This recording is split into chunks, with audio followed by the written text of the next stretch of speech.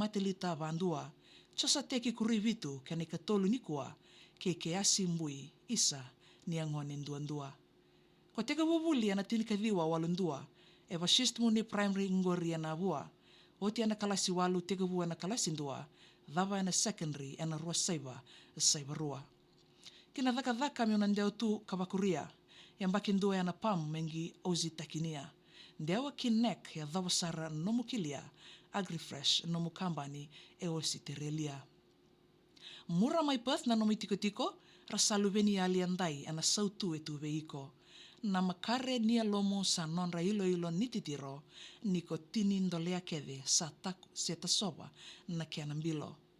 Senga niko vakandundui taka indona tamata, ko tomba malumu si keli ni vake lewanga. Supervisor na nomu itutu ena dhaka ena tambana bimbi ni mbeti kau wata. Sandaro na ituva kede o vakandavora, me lai vuli ki ozio emele katuri vola. Biua viti ana me o mate lai nomu i vota, ndreve nima mi tata waki ena vula o kotoba. Suni se remo o kalawada me iolo ni kisi, luvemo e vaa bausarava tu non raveita ngivi. Emele na ulumatua Luisa o kabekini, chosa teki kurivitu o lomana na nomu itini. Kena balabu nungu tangi me laikani dhava, ni kemo musiti tamai emele o Sandro taka. Ni sambuluti vakandua ena nomu vinaka, sa solia ko kauta kuchiova na tamanda. Kereme usadhava ena tutu ni nroni pepa, ena ingusi ni waini mata kede au vakaleleda, na yao nanronga the stillman ena kena terra, nangara na itasiri sa lesu ngo koricha vale mbera.